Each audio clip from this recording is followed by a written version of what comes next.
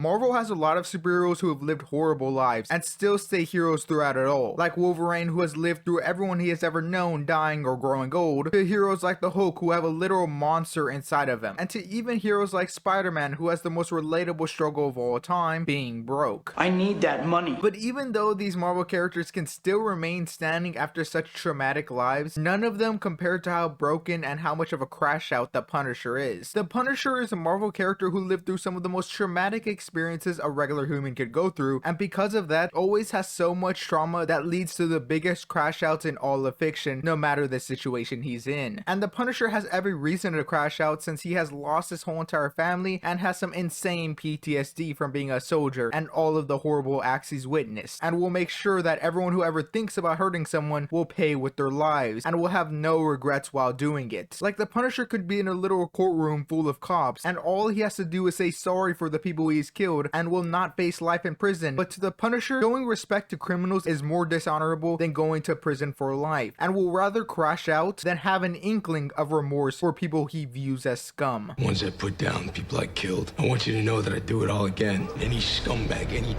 any lowlife, any maggot piece of shit that I put down, I did it because I liked it. Hell, I loved it.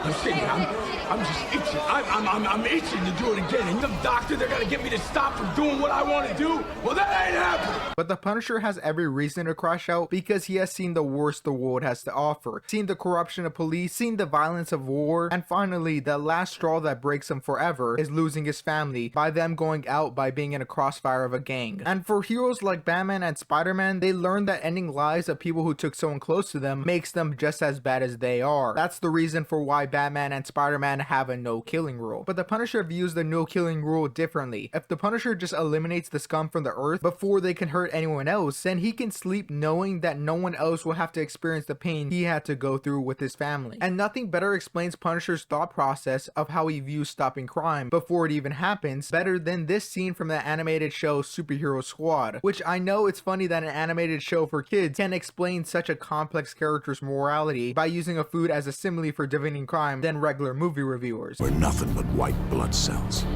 hunting the infection called crime, the way that Brussels sprouts sneak onto a plate of delicious macaroni and cheese.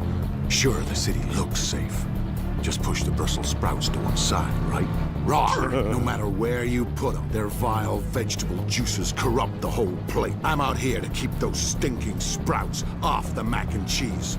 Keep them from leaving the store in the first place. And even though the Punisher has such a dark view on the world, believing that criminals could never change and the only way to deal with them is not through reforming them, but through punishment. But even though he has such a dark outlook on how to deal with criminals, he still tries to do the right thing after all. Punisher is always looking out for the innocent people, or at least the people who he views as innocent, and no one has ever questioned if Punisher is trying to help the innocent people, but the issue really just arises on how he helps people. Because if the Punisher finds out you committed a crime, you better wish he takes you out fast, because he is about to give you the most brutal beatdown imaginable. Because unlike a Hulk or Thor who will take you out with one hit, the Punisher will make sure you feel every single one of that pain and will make sure you are in an agonizing pain for the short time period he lets you live. And for the Punisher, once he knows that you committed a crime or work for someone who commits a crime, he will no longer view you as a human being, but he will now see you as something less valuable than a summer ant. Like the time the Punisher found out that the person he was buying guns from was a PDF file, the Punisher knew that he didn't deserve to breathe the same air as everyone else did. And depending on the situation, Punisher seems like a good guy. Like, there is no one who would argue taking out a PDF file is a bad thing. Most people would agree that some villains or criminals are so unforgivable that you have to break the no-killing rule. Like, even Spider-Man and Batman have to break their no-killing rule once in a while for their most evil villains. But the difference is that unlike Batman and Spider-Man, the Punisher views the world as more black and white rather than gray like Spider-Man and Batman might view it, which perfectly reflects on his outfits, as you can see that he only wears black and white. Since no matter the crime you commit, or if you feel bad for the crime you commit, you are getting packed up no matter what, since there's already no Aunt May or Uncle Ben to ground the Punisher when he wants to lash out, and there will be no one telling him that he's going too far. Like, to the Punisher, no matter if you're a lackey in a mob empire or the whole entire kingpin of the mob empire, he views all the criminals all the same, as scum that he needs to eliminate from the earth, which shows that sometimes the Punisher goes too far since he views the world as black and white when it comes to morality of criminals. And even though the Punisher has such brutal methods of taking out criminals of all levels and has some insane crash outs every time he shows up on screen, I do like how they portray the Punisher as being aware of how much of a crash out he is. Like, the Punisher is fully aware that what he is doing is not all sunshine and rainbows, but believes this is the only way he can do good. Like in Daredevil Born Again, where we see cops admiring him as this figure of justice, and he feels ashamed and even insulted, since even the Punisher knows deep down inside he is not something to be idolized. You're a bunch of clowns, you know that? Why me?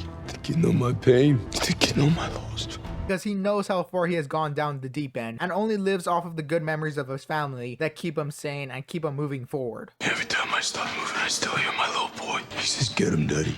Every single one of them, get him.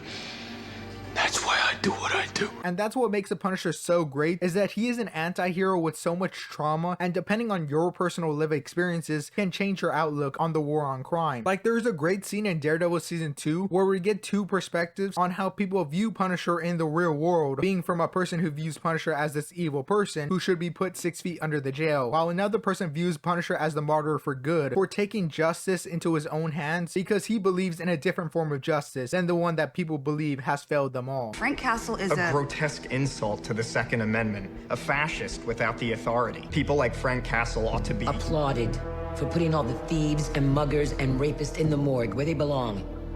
Let those bastards feel scared walking down the street for a change. And in Daredevil season 2, Punisher has so many great scenes like this, like I mentioned before, to showing his most brutal methods of taking out a criminal, to showing us how much of an amazing fighter he is, and to finally showing us Punisher's morality when it comes to criminals compared to other heroes. And nothing better represents that than Daredevil and Punisher's rooftop scene in season 2. In Daredevil's perspective, how Daredevil stops crime is by stopping the criminal and giving them a chance to reform from their mistakes and to come back as a better person. And for the Punisher, he sees that criminals can't change and will make sure that once he takes them down, they stay down and never get back up. I think that this world, it needs men that are willing to make the hard call. That's what I think. I think you and me are the same. We're the same. You know it. Only I do the one thing that you can't. You hit them and they get back up. I hit them and they stay down. It's permanent.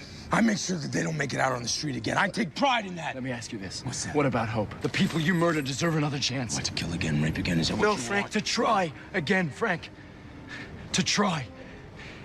And if you don't get that, there's something broken in you can't fix. And there's just so many great moments with the Punisher that makes you realize that he's such a well-written character and is one of Marvel's most nuanced characters in general. Like when someone says that he is just a Batman without a no-killing rule, it's just a surface level take, since the Punisher has so many layers of character development that make him such a unique anti-hero. And all of these great moments of the Punisher throughout history is what makes him such a great character. And I know the Punisher nowadays has such a dark history, with his logo being represented all over the place in real life for very not so good reasons. But when we look at this character in his stories, I'm glad to say that he is one of Marvel's most well-written characters in all of fiction. And no matter what he's in, the writers always cook with his character. And I can't wait for when he gets his own Marvel special, which is supposed to be in the works. And Jon Bernthal is heavily involved in it. And from what we got in Daredevil Born Again, the writing for his character was still amazing, so I still have high hopes for what the MCU Punisher can be. But let me know, what is your favorite Punisher moment of all time? There's so many great moments that I just kind of wanted to focus on the more modern version of the Punisher, but leave your favorite moment down in the comments below. And don't forget to like and subscribe, since 99% of the people who watch me aren't subscribed, so hit that subscribe button. It's very much appreciated, and I hope to see you guys next time. Later, hater. Peace. If that's not the way to